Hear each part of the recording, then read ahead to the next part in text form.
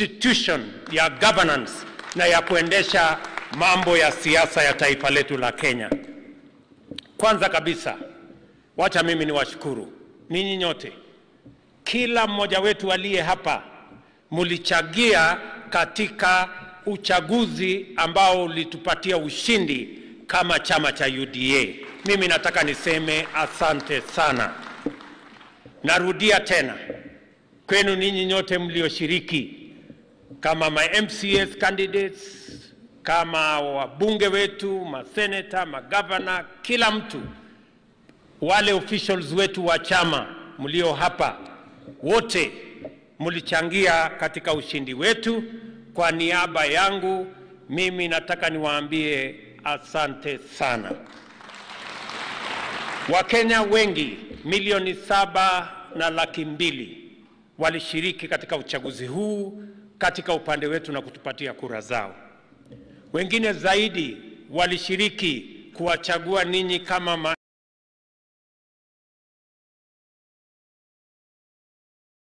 MCA, wabunge, senators na pamoja na governors. Sisi kama chama cha UDA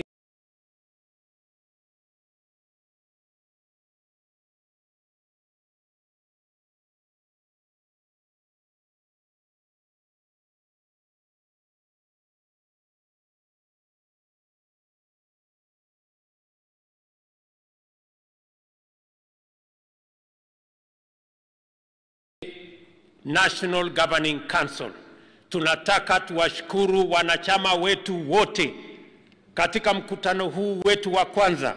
Tuwaambie wanachama wote wa UDA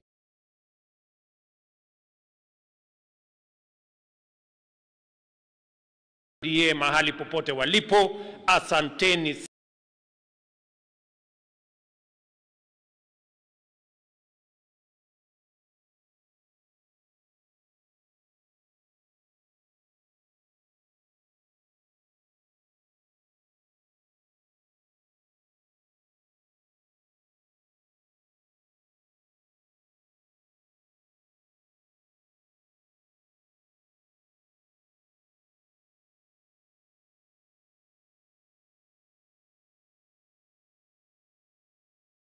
sana kwa kura zenu na kwa ushirika wenu.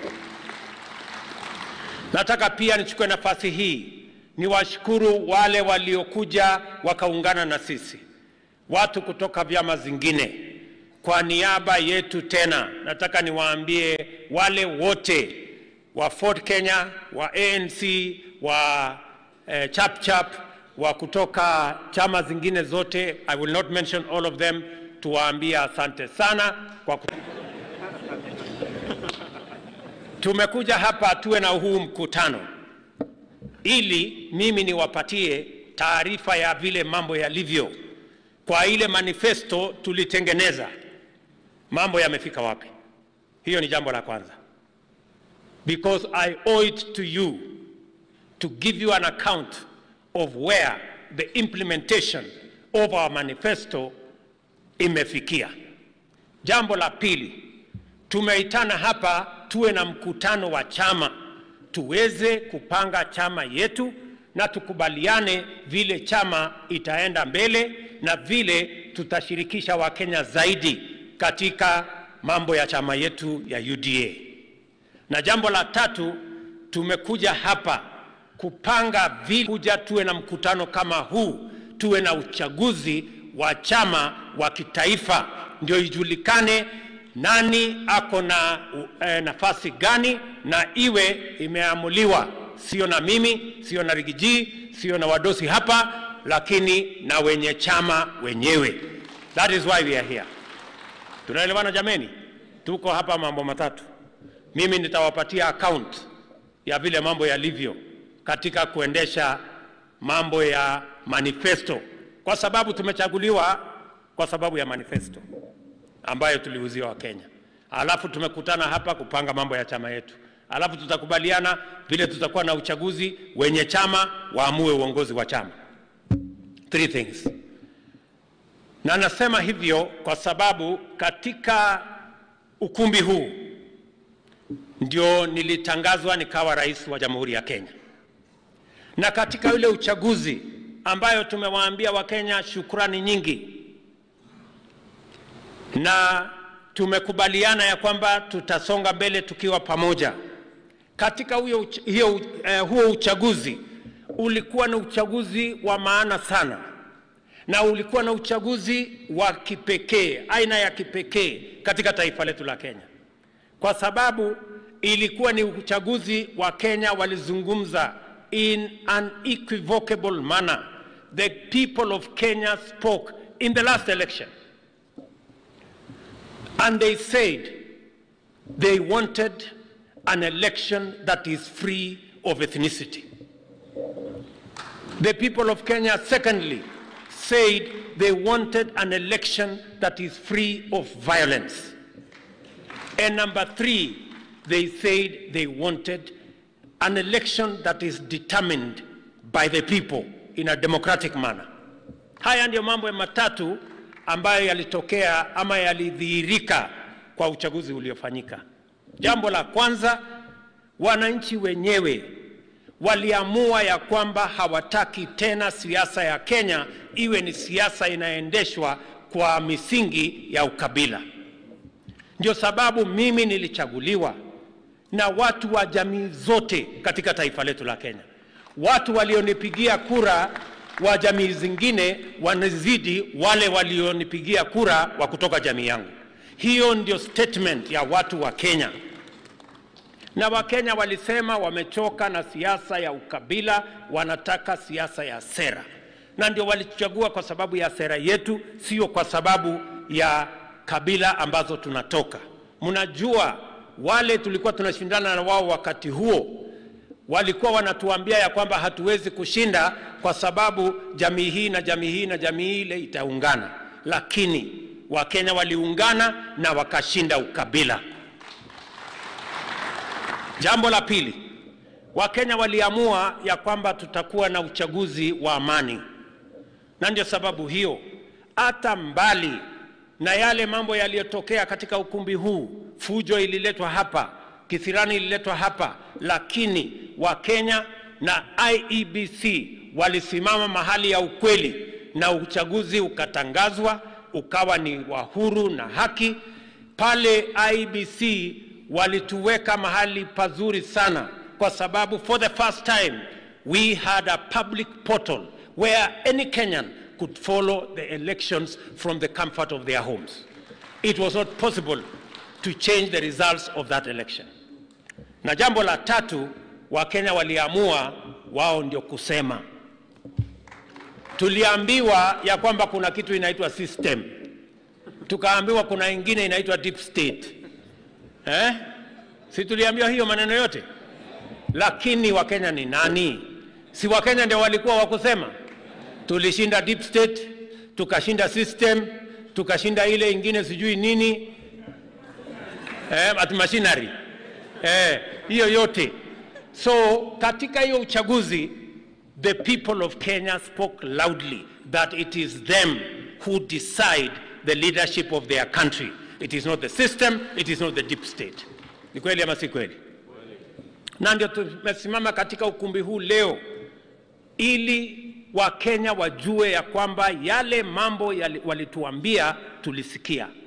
We heard the people of Kenya loudly that they do not want politics based on ethnicity, that they want a peaceful country, and that they want a democratic country. And that is why we are sitting here as UDA today, to lay the firm foundation for a democratic party that is a national party and that will get rid of the politics of ethnicity, a party that will be built on the solid foundation of a program, an agenda, and a manifesto that shortly I am going to explain to you mahali tumefika na hiyo manifesto yetu. So, let me start with the first assignment that I have before you. This party does not belong to me. I am just the leader. The party belongs to you and to the millions of supporters of this party in every part of the country. And as a leader, I must give you a report of what the government you elected has done over the last 1 year. We agreed on 5 areas. Tulikubaliana mambo ya kilimo katika manifesto yetu. Tukakubaliana mambo ya universal health coverage. Tukakubaliana mambo ya housing. Tukakubaliana mambo ya MSME.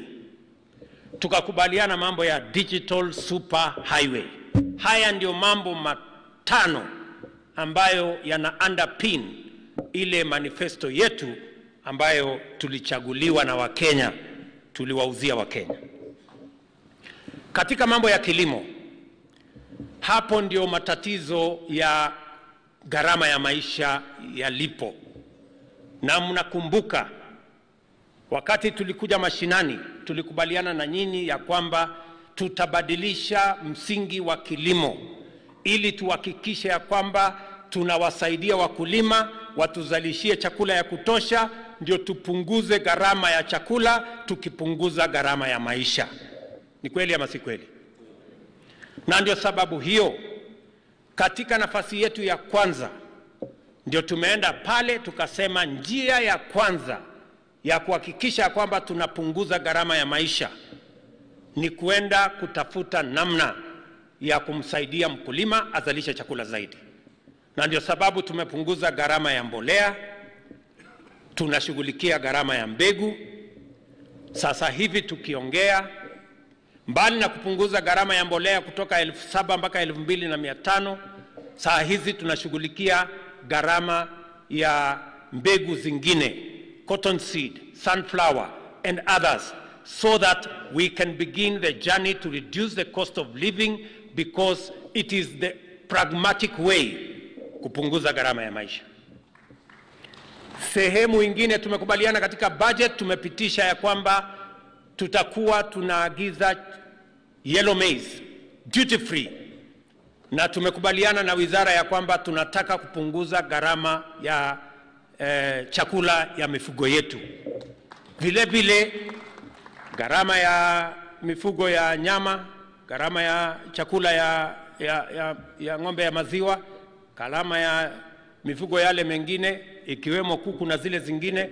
Wafugaji wa kuku kama mimi na wengine tunataka hiyo gharama ikuje chini, ndio tuweze tuhakikishe ya kwamba tunapunguza ama tunaongeza mapato ya wakulima, na vile vile tuwapatie uwezo wa kuzalisha chakula zaidi, maziwa zaidi na yale mambo mengine zaidi. Haya ni mambo tayari tumeyapitisha katika bunge na saa hizi tunayatekeleza. Jambo la pili, tulikubaliana ya kwamba tutapanga mambo ya ajira, kwa sababu tulikubaliana ya kwamba katika kila familia haikosekani watoto 2, 3 wamemaliza shule na hawana kazi. Ni kweli ama si kweli? Na ndio sababu hiyo niliwaeleza ya kwamba tutakuwa na mpango maalum, deliberate, intentional, kwa sababu pale mbele kama taifa hatujawahi kuwa na mpango wa kuzalisha nafasi ya ajira. That is why this time, for the first time, we have a comprehensive program on how to create jobs deliberately and intentionally. Na tuko na mambo 4 ambayo tunafanya kuzalisha nafasi ya ajira katika taifa letu. Ya kwanza, niliwaeleza ya kwamba tutakuwa na mpango wa housing, kwa sababu housing imetambulika duniani kote kwamba ndio mahali ambapo panaweza kuzalishwa nafasi ya ajira nyingi kuliko sekta zingine. Sababu hiyo ndio tulikuwa na mpango, tukaweka katika sheria, tukatengeneza housing fund. Mimi nafurahi ya kwamba leo tuko na uwezo, na nilitangaza juzi wakati nilitembea pale Mukuru ya kwamba in the last 1 year tumeanzisha ujenzi wa manyumba 70,000 tayari, na nikiongea na nyinyi zaidi ya vijana 150,000 nirudie, tayari wako kazini. Nia yetu ni kuhakikisha kwamba tunajenga nyumba 1,200 kila mwaka, ili tuhakikishe kwamba tunapata ajira katika sekta hiyo ya housing. That is our first plan in our commitment to create jobs. Jambo la pili, katika hiyo sekta tumekubaliana ya kwamba kutumia digital super highway, ambayo ni sehemu ingine ya manifesto yetu. Saa hizi tunaendelea na kusambaza mambo ya fiber optic iende kwa katika kila ward.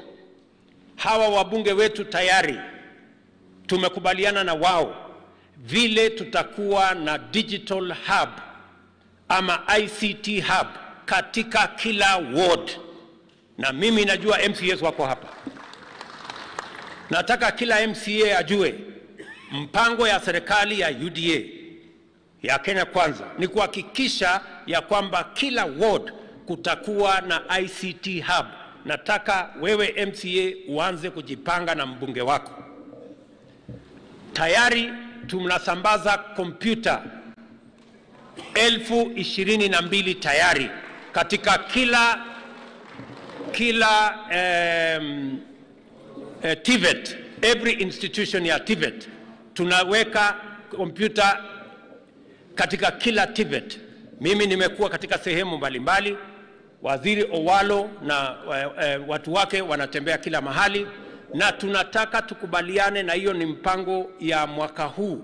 Tumeweka pesa katika budget, tumekubaliana vile tutakuwa na ICT, tumekubaliana hiyo ICT infrastructure itakuwa namna gani, na wabunge wetu kutumia CDF watajenga ile mjengo, na sisi tutaweka equipment. Na pale tunataka kufanya mambo mawili, actually mambo matatu.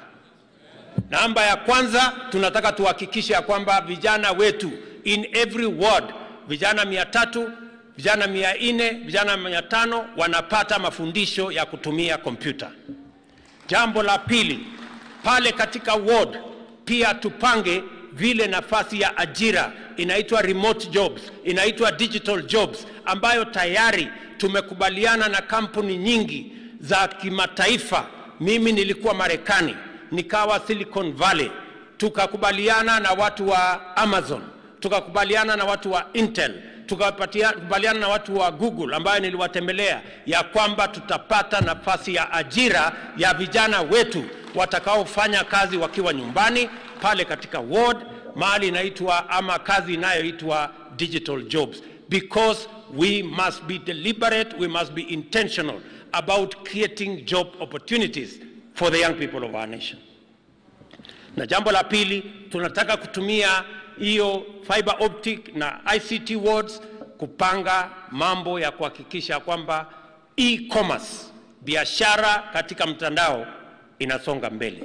Na vile vile tutatumia hiyo e-commerce kuhakikisha kwamba hata services ya serikali unaweza kupata ukiwa mahali karibu, sio lazima utembelee ofisi za serikali mahali popote mlipo. Jambo la tatu, tumekubaliana ya kwamba tutakuwa na program intentional, deliberate ya export of labor from Kenya. Tayari tunapata pesa bilioni 500 kila mwaka, $4 billion kila mwaka kutoka diaspora remittance, wa Kenya wanaofanya kazi nje ya Kenya. Nia yetu ni kuongeza hiyo diaspora remittance kutoka bilioni 4 dola za Marekani mpaka trilioni 1. Ni mnanielewa? So our intention is to double the money that we get from remittance. Saa hizi wizara ambayo inahusika na mambo ya labor, nimefanya mikutano mingi pamoja na wao.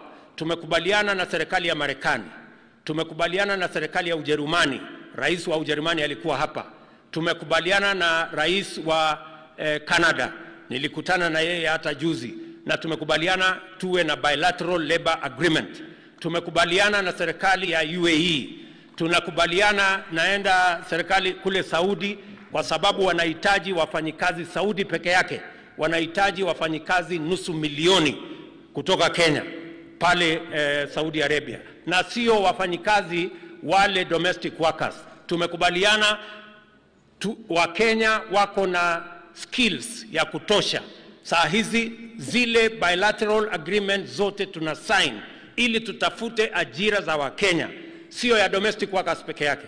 Tunaweka sahini mikataba ambayo itatupatia skilled jobs, unskilled jobs, unprofessional jobs, ili tuhakikisha kwamba wa Kenya wanapata ajira. So this is the plan that we have in that sector. Tulikubaliana na nyinyi pia ya kwamba ili tuwe na wafanyikazi hawa ambao tunawazungumzia, lazima tuwe na program ya kuhakikisha kwamba masomo yetu iko sawa sawa, na inatupatia watu ambao watakuwa na skills na competencies ambayo itawasaidia kufanya kazi ile wanatafuta. Na ndio sababu mnajua tulikuwa na matatizo siku ile ya uchaguzi ya mambo ya CBC, na Wakenya wengi walikuwa wanasema hii CBC ifutiliwe mbali, si ni kweli? Lakini tuliwaahidi ya kwamba tutaishughulikia mambo ya CBC na elimu ya taifa letu la Kenya. Mimi nataka niwatangazie mkiwa wanachama wa NGC wa UDA ya kwamba matatizo yaliyokuweko kwa sekta ya elimu tumeyatatua. Tuliweka professional body ambayo ilishughulika na hiyo mambo yote ya elimu. Tumepanga mambo ya CBC. Sasa tumekubaliana na walimu, tumekubaliana na wazazi, tumekubaliana na stakeholders wale wengine wote, na streamline. Sasa mambo ya CBC iko sawa sawa, na tumepanga vile vile mambo mengine mawili. Ya kwanza ni kwamba tuko na upungufu ya walimu, na ndio sababu hiyo in the last 9 months, miezi 9 ambayo imepita sasa, tumeajiri walimu wapya 56,000, the largest ever. Hakuna walimu wameajiriwa mwaka moja 56,000. Wale wengi zaidi waliajiriwa mwaka moja walikuwa walimu 10,000. But this administration, kwa sababu tunatambua umuhimu wa elimu, kuhakikisha kwamba mtoto wa maskini na tajiri watakuwa sawa wakipata elimu, ndio tumeweka msingi zaidi katika mambo ya elimu. Na jambo la pili, vile vile tumesema ya kwamba mambo ya capitation, kuhakikisha kwamba watoto wetu wote wanapata nafasi ya kusoma, na watoto wengine wasizuiliwe masomo kwa sababu ya hali ya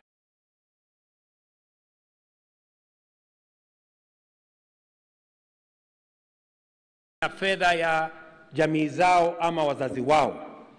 Tumebadilisha mambo ya mfumo ya Higher Education Loans Board. Nyinyi mnajua university nyingi karibu matatizo. Nairobi University ilikuwa na matatizo, Moi University ilikuwa na matatizo, university zetu zote zilikuwa na matatizo kwa sababu ya madeni ilikuwa imerundikana karibu bilioni 60. Tumeketi chini, tumeipangia vizuri, na we have a new funding model. Tuliketi chini na vice chancellors wa universities zote, wa vice chancellors karibu 50. Tumeketi chini na wao, tumekuwa sasa na mpango maalum ambayo itahakikisha ya kwamba watoto wa kutoka sehemu yote ya Kenya wanapata nafasi sawa, equitable chance ya kusoma katika TVET na katika university. Na tumebadilisha sasa, hatutumi tena pesa kwa university kama grant kwa university. Hapana, sasa tutakuwa tunatuma pesa kama scholarship kwa mwanafunzi, ili tuhakikishe ya kwamba mwanafunzi wa kutoka jamii yenye mapato yao iko chini tunawapatia 100% scholarship. Mimi nataka niwatangazie ya kwamba mwaka huu peke yake tunawapatia wanafunzi 45,000 wanaoenda university 100% scholarship, na wale wengine watapata scholarship 90%, wengine watapata 80%. Watoto kama wangu watapata 60%, mimi nitalipa 40%. Hakuna problem, kwa sababu mimi niko na uwezo kidogo, ama namna gani? Na nyinyi pia wadosi mko hapa mtalipa kidogo, sawa? lakini wale kutoka familia wa chini watapata 100%. So tumetatua matatizo yaliyo katika elimu because we must make our education sustainable. We must make it possible for every child. Nataka munisikize vizuri. Hapo kwa elimu bado iko shida. Kwa sababu watoto wengi wa nyumba maskini, and I must tell you this, watoto wengi wa kutoka nyumba maskini hawapati nafasi ya kwenda TVET ama university. Na hiyo ni makosa makubwa sana. Kwa shule zetu karibu 12,000, shule zetu 12,000 ya shule ya upili, watoto kutoka mashule 5,000, 5,000 schools, watoto waendi TVET, waendi university, whole students. Haya ni mambo lazima tuyashughulikie. We must make sure that our education is equitable and is available to every Kenyan child. Na ndio tumeweka pesa nyingi kwa mambo ya elimu, na ndio nimeweka pesa nyingi kusupport employment ya teachers so that every child has a chance to learn. Hiyo ni maneno tumefanya. Mmesikia vile mambo ya usalama tunayashughulikia. Nataka tukubaliane, niliwaahidi ya kwamba tutaweka police kama they are operational and financially independent. Na ndio sababu tumewapatia sasa majukumu ya kuhakikisha ya kwamba wanaweka usalama katika sehemu zote za Kenya. Pale North Rift kulikuwa na matatizo makubwa, counties karibu 5, watu walikuwa walali, lakini mimi nataka niwahakikishie whatever it takes, we will make sure that those counties are safe and secure. Pia kupigana na mambo ya ugaidi na mambo ya Al-Shabaab na yale mambo mengine, tumeyaweka darubini sawa sawa ili tuhakikisha kwamba we secure our nation, because minus security it will be very difficult for us to engage in any meaningful economic growth. Vile vile nataka niwaeleze ya kwamba tulikubaliana mambo ya MSMEs, na tulisema kuna wananchi wengi wamefungiwa nje kwa makosa ambayo sio yao, hawana uwezo wa kukopa chochote. Wengi walikuwa wamefungiwa kwa CRB. Tulikuwa na Wakenya karibu 7 walikuwa kwa CRB. Mimi niliwaambia ya kwamba hii CRB tutaipanga vizuri. I am happy to say that Wakenya 7 waliokuwa kwa CRB tumewaondoa katika CRB. Nataka pia niwaambie ya kwamba tuliwaambia tutakuwa na Hustler Fund. Hustler Fund kwa sasa imegawanya pesa ama imekopesha watu pesa bilioni 36. 36 billion shillings has been lent over the last 10 months ama 11 months kwa platform ya Hustler Fund. Wakenya 7 saa hizi every day wanakopa na kulipa. Niliwaambia tutapunguza ile riba ama interest. Wale watu wa Fuliza na wengine walikuwa wanawalipisha 1% per day, meaning 360% per year. Ni mnanielewa? Lakini sasa hiyo tukabadilisha, tukasema itakuwa 8% per year, not 360. Hii Hustler Fund ni 0.02% per day kutoka ile 1%. So we have made sure that there is accessible credit. Ile mimi nataka niwaombe kama National Governing Council members wa UDA, mkiwemo MCAs wa bunge na kila mtu. Sasa tuko na awamu ya pili ambayo tayari inaendelea ya kuwapatia Wakenya katika vikundi pesa wanayoweza kufanya nayo biashara. Mimi nataka niwaulize vikundi, watu 10, watu 20, tumepanga kuwapatia pesa mpaka shilingi milioni 1 wanaweza kuendesha nayo biashara. We need to work with you. Wewe kama MCA panga watu wako, wewe kama mbunge panga watu wako wawe katika makundi, ndio wakopeshe pesa, waendeshe biashara ndio tuweze kusukuma gurudumu ya Kenya iweze kusonga mbele.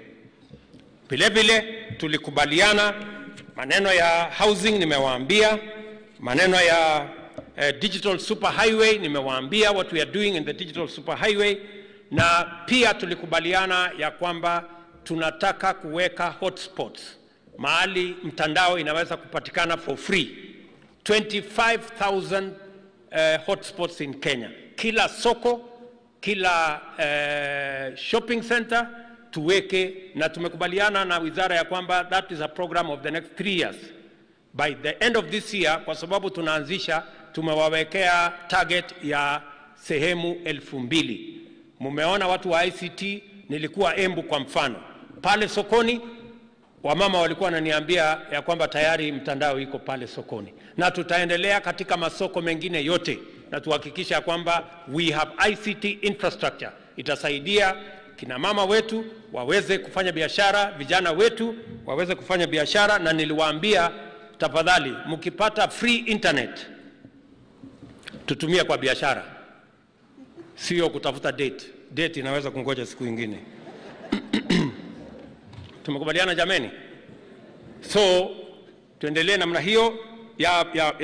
Ya tatu, pia tulikubaliana ya kwamba mambo ya matibabu, Wakenya wengi wanahangaika na mambo ya matibabu, na tulikubaliana na nyinyi ya kwamba tutakuwa na mpango kamili wa universal health coverage. Pale tulianguka mtihani, pale hatukupita mtihani siku ile, tukasema tutarekebisha safari hii. Hiyo safari nimeikalia. The last 8 months nimefanya mikutano karibu 40 kupanga mambo ya universal health coverage, na imechukua muda kwa sababu tumewahi kujaribu kufanya universal health coverage. Rais wetu Kibaki alijaribu, haikufaulu. Tukajaribu tena pale na Jubilee, ikaanguka. This time round we must get it right. Na ndio sababu tumeipanga vizuri, na tumesema ili ifaulu we must have a paradigm shift in matters health delivery in the Republic of Kenya. Pale tumekuwa tukishughulikia sana mambo ya curative health. Tunangoja watu wanakuwa wagonjwa ndio tunawatafutia matibabu. Sasa tunataka tuibadilishe. Instead of curative, tunataka tuibadilishe iwe preventive and promotive. Na ndio sababu tumeipeleka pale bottom. Wiki hii, ama ni wiki gani?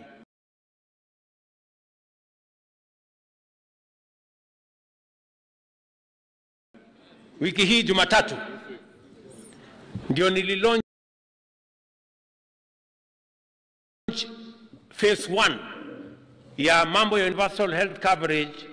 Wakati tulisambaza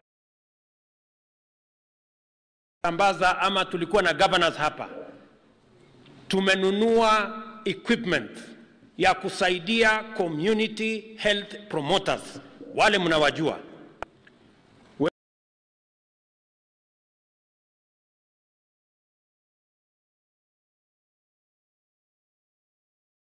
Wewe kama MCA ni vizuri uanze kujua katika ward yako community health promoters ni wangapi na ni kina nani, ili uanze kushirikiana na wao katika matibabu ya watu wa ward yako. Kila mbunge hivyo hivyo, ili tuhakikishe ya kwamba hawa community health promoters ambayo sasa tumewapatia equipment. Hapa Jumatatu tulipatiana equipment our 100,000 community health promoters. Serikali ya kitaifa itagawana nusu kwa nusu na serikali ya county kuwalipa pesa kidogo ya stipend hawa community health promoters. Hawakuwa wanalipwa pesa yoyote. So hawa community health promoters ndio households 100.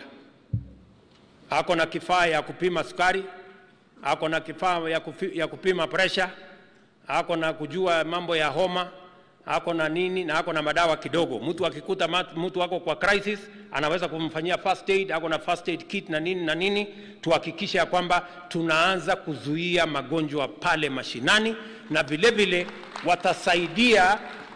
watasaidia wananchi na maelezo ya mambo ya matibabu. Mtu ambaye anahitajikana kwenda health center ataambiwa aende health center. Mtu ambaye anahitajika kwenda dispensary ataambiwa aende dispensary.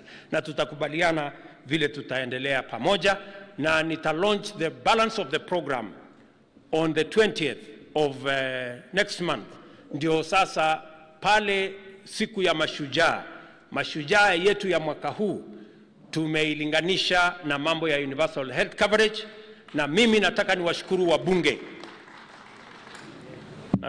wabunge wetu, kwa sababu ili kuhakikisha kwamba tukibadilisha huu mpango na mfumo wa afya iwe ni ya kupromote na kuprevent, na tuhakikisha kwamba tunazuia magonjwa pale chini, ilibidi tubadilishe sheria zetu. Sasa katika bunge tuko na sheria 4 ambayo itasaidia kuendesha mpango ya universal health coverage. And I want to thank our members of parliament. They are doing an exemplary job. Pongezi, tuwapige makofi.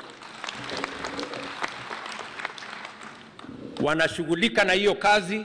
Nimepatiwa ripoti, ingine imekamilika National Assembly, inapelekwa Senate.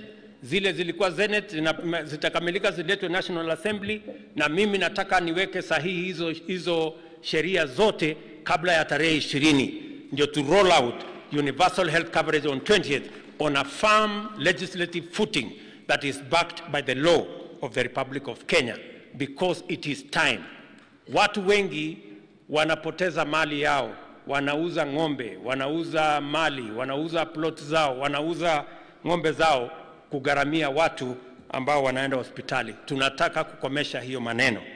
Na vile niliwaahidi, ile pesa ya kulipa kila mwezi kwa wale watu wenye mapato ya chini wanalipa 500, tukishapitisha hii sheria tutabadilisha mambo ili walipe shilingi 300 kila mwezi. Tuhakikisha kwamba many more Kenyans can afford the platform to access universal health coverage. Haya ni mambo ambayo niliona ni vizuri niwaeleze. Mambo mengine yako mengi.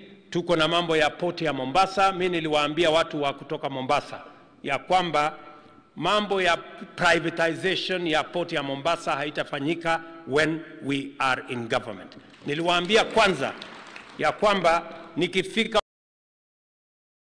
ofisini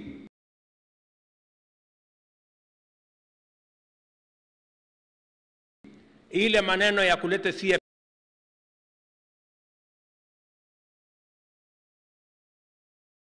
Nairobi, ya kulete operations ya port ya Mombasa Nairobi, tutarudisha port operations to Mombasa, na tulifanya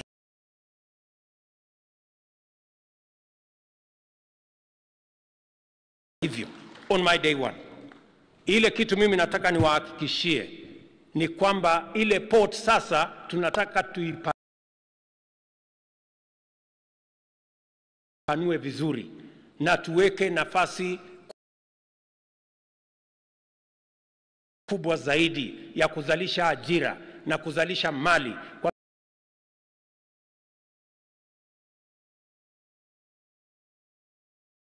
sababu ile port sasa iko na uwezo ya kuserve South Sudan, DRC,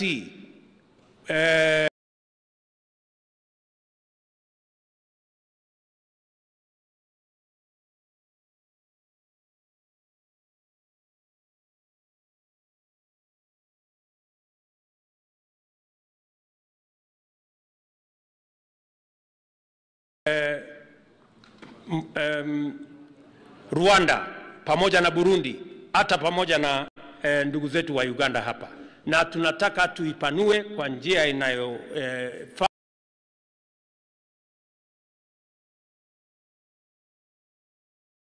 We are going to work with the private sector in that process, but the port will not be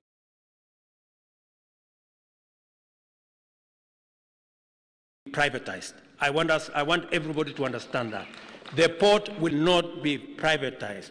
We are going to work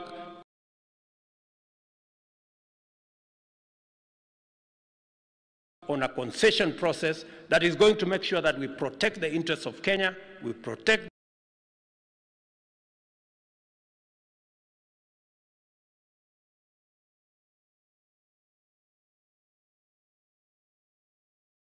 the interests of the port, but we work with the private sector to increase efficiency, to increase investment, and to make sure the port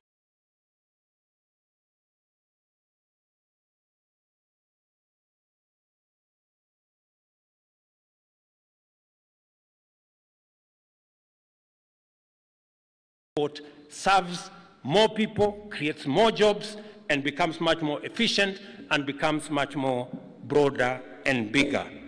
So mambo yale mengine, blue economy, mnaelewa vile nimetembea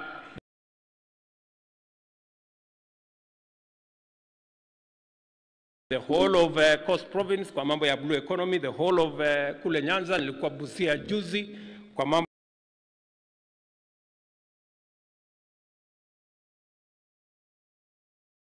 ya blue economy. We have a very clear plan on what we are doing. Good people, mimi niliona nichukue nafasi hii ingawaje ndefu kidogo niwaeleze kwamba serikali mliochagua inafanya kazi. Sio kama tunaelewana? Inafanya kazi. Na mimi nataka niwahakikishie hii serikali itabadilisha taifa letu la Kenya. I have no doubt in my mind that this is the administration that is going to change it to be. Tunaelewana jameni? Na nimetangaza waziwazi. Na mimi nataka nitangaze katika gongomano hili la watu wa National Governing Council ya UDA ya kwamba hatutaruhusu fedha za umma zinatumika katika transformation ya taifa letu la Kenya. Hiyo haitafanyika. Na nimesema waziwazi, wacha nirudie. Kwa wakora wote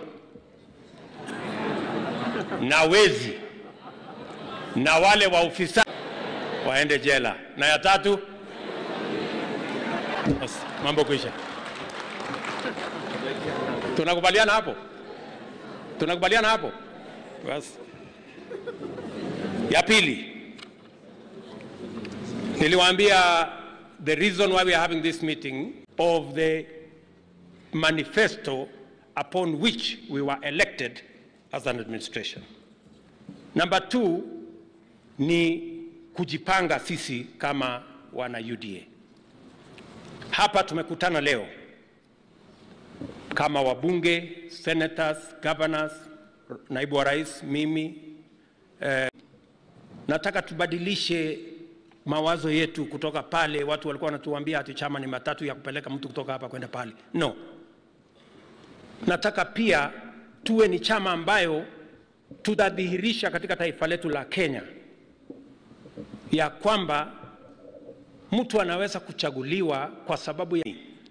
Tunataka tujenge hii chama iwe ni chama ambayo itasaidia kuleta Wakenya pamoja.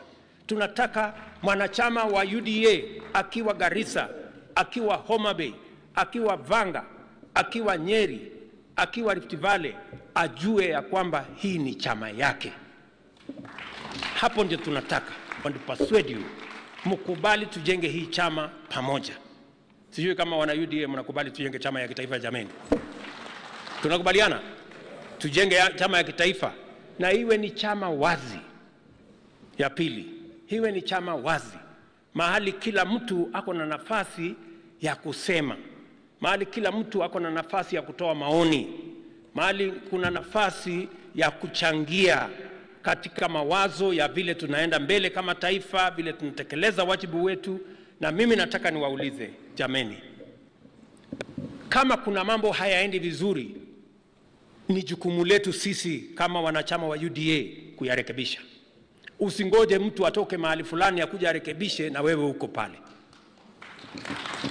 Wanachama wetu wa UDA watatusaidia kumonitor ile implementation ya manifesto ya chama. Tunataka tuulize MCA wetu pale kijijini, wanachama wetu wamuulize, hebu tueleze manifesto ya chama imefika wapi? ICT hub imefika wapi? Universal health coverage imefika wapi? Na wewe MCA lazima uwe na maelezo. Mbunge awe na maelezo. And we must be updated on what government is doing. Ili wewe usiwe ni mtu ya kuuliza maswali na wewe ndio ungetakiwa kujibu. Sio kama tunaelewana? Tunaelewana jamani? So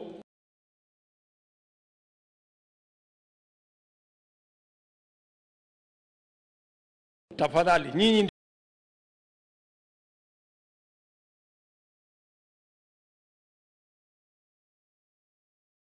ndio serikali na muelewe, hakuna mtu ya kuuliza maswali. Wenye kuulizwa ni nyinyi. So mwanze kujipanga kuishi na kukaa na kuendesha mambo kama serikali. So na ni vizuri maswali mtuulize ndani hapa, mkifika kwa wananchi mnawajibu. Sijui kama tunaelewana jameni.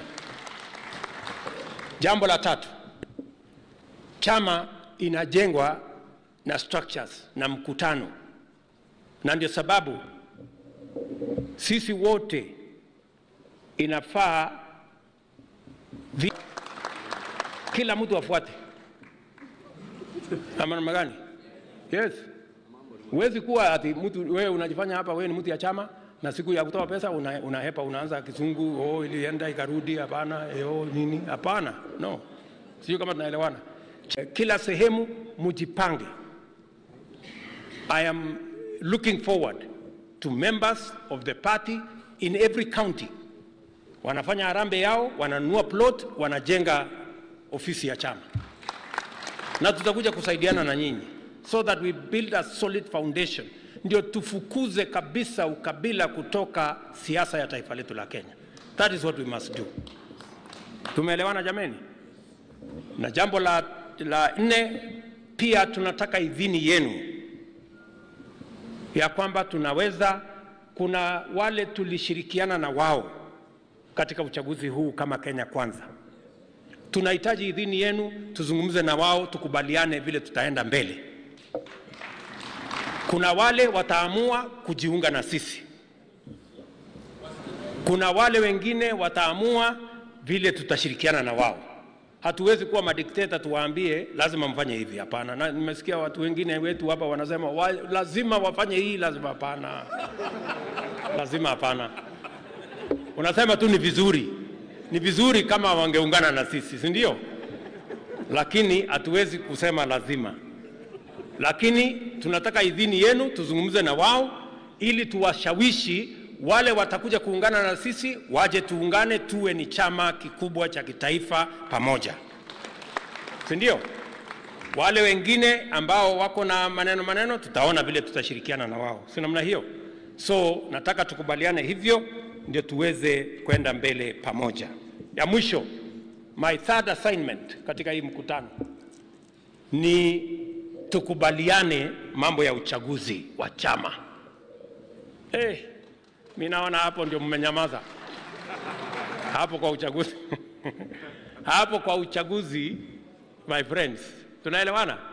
Nyinyi mnajua hii chama tulifanya ukarabati madakika ya mwisho. Si ndio? Mungu akatusaidia tukafaulu.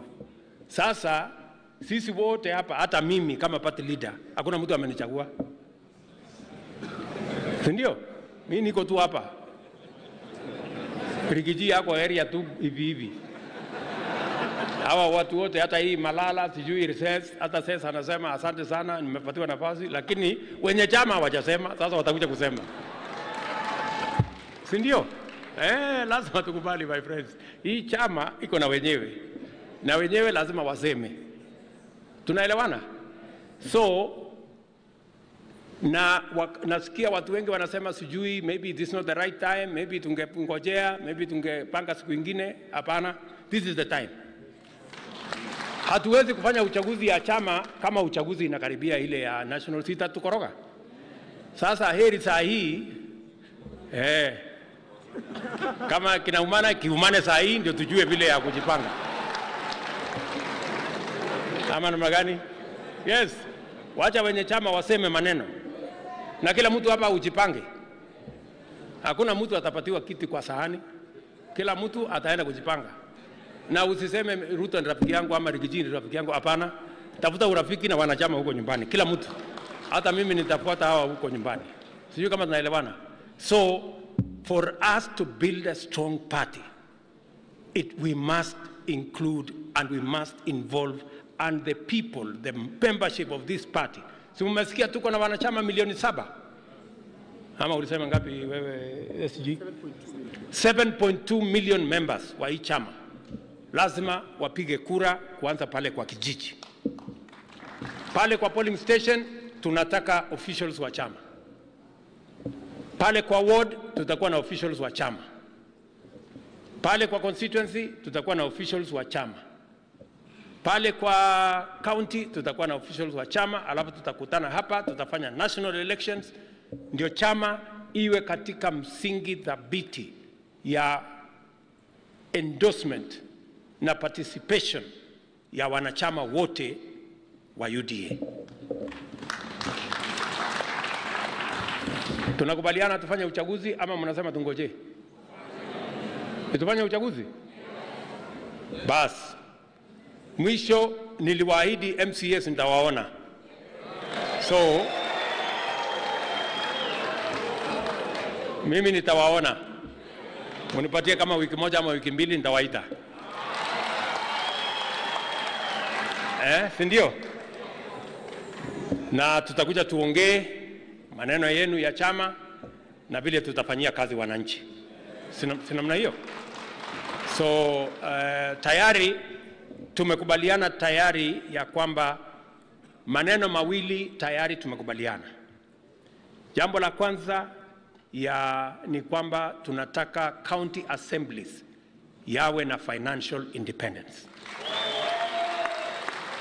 Na tayari leader of majority wetu, both of them wako hapa, tayari wako na instructions ya kupanga sheria kuhakikisha kwamba county assemblies have their financial independence.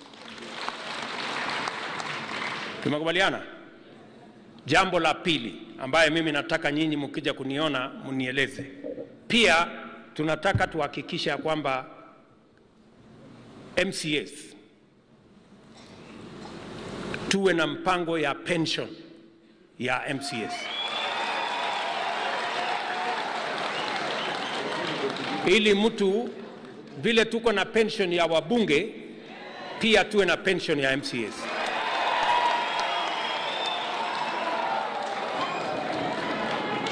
Na hiyo pension tutafuatilia vile MCS vile wabunge wanafanya. Vile wana contribute, MCS wa contribute wapate pension kama wabunge wale wengine. Haya mambo ya mawili tayari tumekubaliana. Hiyo ingine imebaki, mtakuja kunieleza. Ama namna gani? Tumekubaliana?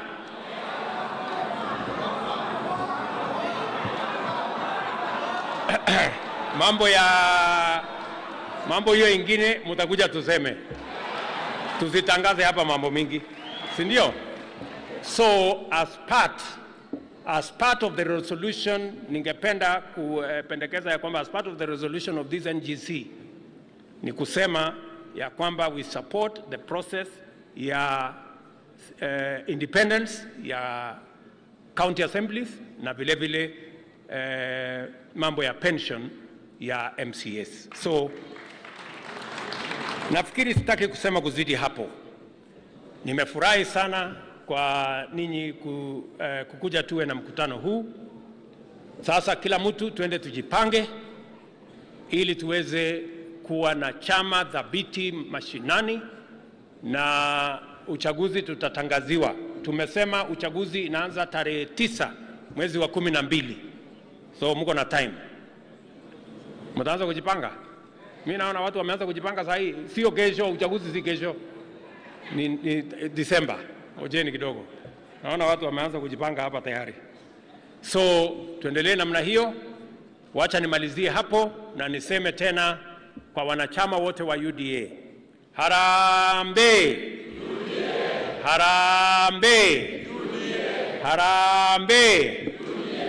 UDA! UDA! UDA! Kazi ni kazi. Asanteni sana na wapenda sana. Mungu awabariki.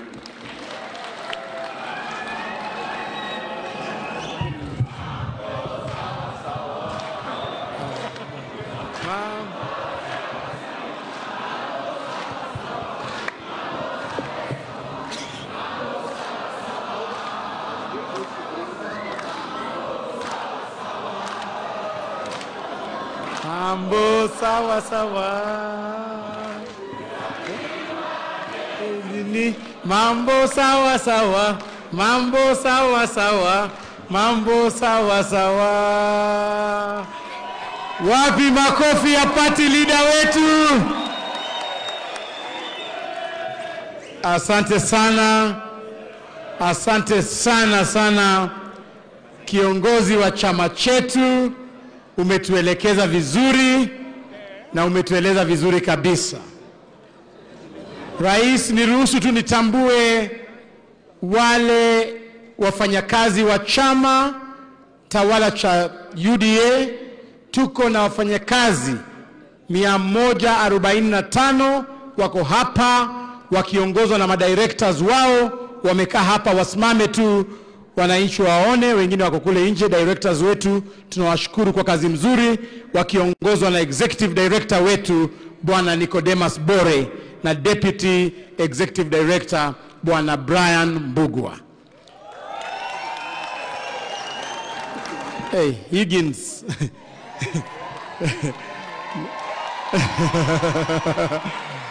Hii mambo yake tutaangalia huyo mtu.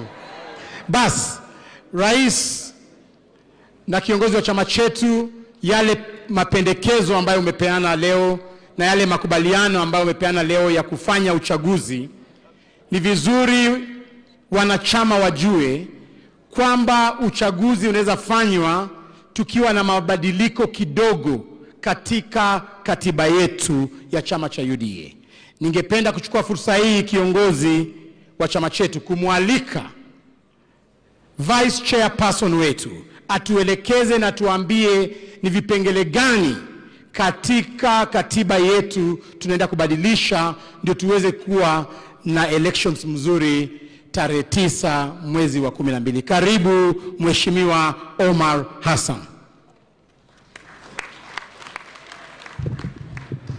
Asante sana ndugu yangu Malala. Assalamu alaikum.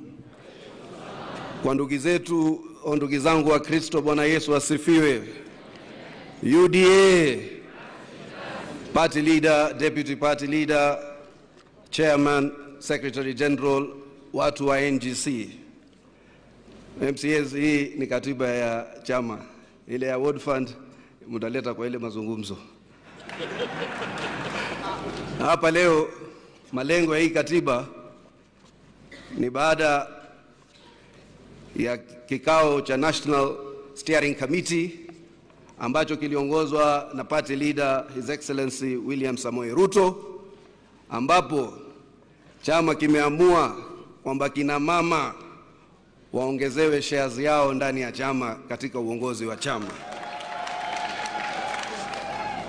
The memorandum and objects and reasons. Na katika shughuli hii nataka kuwashukuru sana timu yetu ya kisheria ndani ya chama kiongozwa na director wa masuala yetu ya kisheria ndugu yetu Emmanuel Kibet, ambaye tulishirikiana naye kuweza kuyakusanya yale maoni kuyaweka katika mapendekezo ya kikatiba. The principal object of this amendment motion is to amend the constitution of the United Democratic Alliance. The amendments seek to streamline the process to be employed by the party in conducting grassroots elections of its officials. The amendments concern the structure or restructuring and composition of the county congress, constituency congress, ward congress, polling center members committee. The draft proposes to amend the constitution as follows.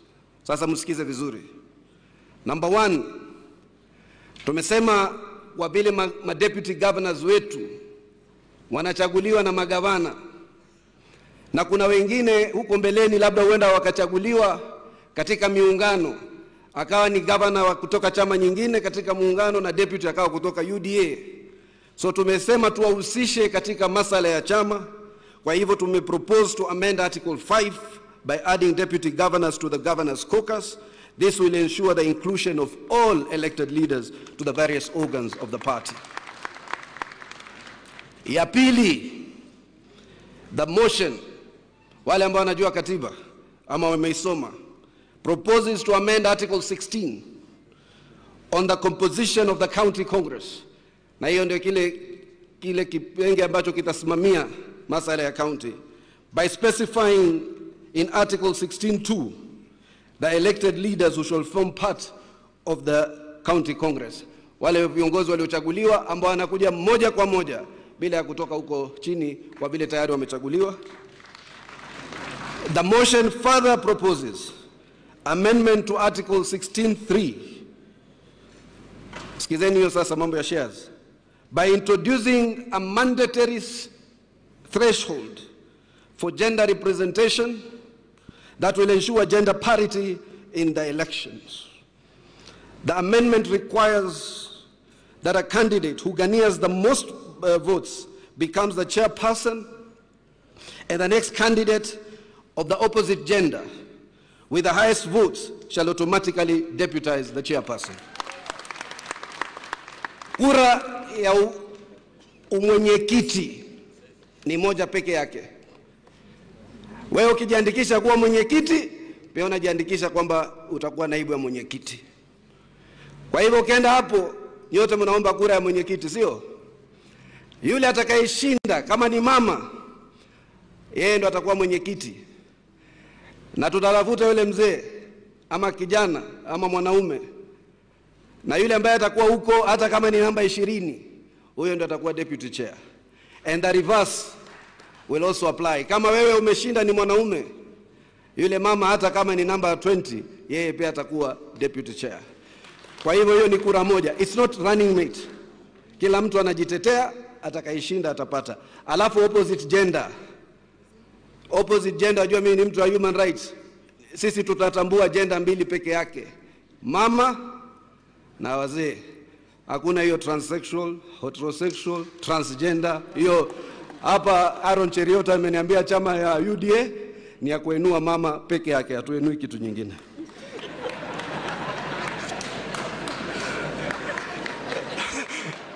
Ni sawa? Alafu ya tatu, the draft ingine nyinyi mnafikiria mbaya. Hata Governor Waiguru ndo alikuwa ako in charge ya kuinua mama na kina Cecily Mbarire. The draft ya tatu proposes to amend Article 17 by clarifying that elected leaders who shall form part of the Constituency Congress. It proposes to introduce, wajua mkisoma katiba ya sasa, iko officials 7 peke yake ndani ya Constituency Congress. Sasa sisi tunapandisha hiyo ili to create a synergy ama ile prototype, ambapo sasa tutakuwa kutoka ile 7 tunapandisha wakuwe 20 by adding 13 extra officials to form part of the Constituency Committee. In addition, the 7 members, alafu hapo katika hicho kipenge tumesema the 7 members with a requirement to observe the 2/3 gender rule. Article 17 is further amended to introduce a clause which outlines who are the Constituency Committee officials. Tumesema baada ya wale 20 tutakuwa na officials 7. Kwa nini iko muhimu hapo kusema wale officials 7 ni nani? Kwa ajili ya officials 7, chairperson bila deputy yake, secretary bila deputy yake, treasurer bila deputy yake, organizing secretary bila deputy yake, representative of youth, representative of women, and representative of persons with disability. Hawa 7 ndio wale watakuja katika National Delegates Congress, ambayo hiyo is the highest organ of the party, the NDC. Haya, tunaendelea. Sisi akina mama imezidi. The most people who voted for the president and the deputy, majority voters were women. Number 4, by actual scientific study. Furthermore, the draft proposes to amend Article 17 by specifying the elected leaders who shall be part of the World Congress. It also proposes to delete Article 3 and introduce the composition of officials with a formula to ensure 2/3 gender rule is observed. Ukiangalia kila amendment, baada ya kuspecify wale ambao watakuwa ni ma-officials, pia imejaribu kuleta masala ya usawa wa kijinsia. The draft also proposes to amend Article 18(5) on the composition of the Ward Executive Committee by clustering the chairperson and the deputy vile into a category, and the secretary and the deputy secretary to another category. Baadaye huko katika hizo vipenge vingine, Congress huwa tuko na Secretary General anakuwa katika chama national peke yake, hizo nyingine secretary. This will ensure gender parity in the elections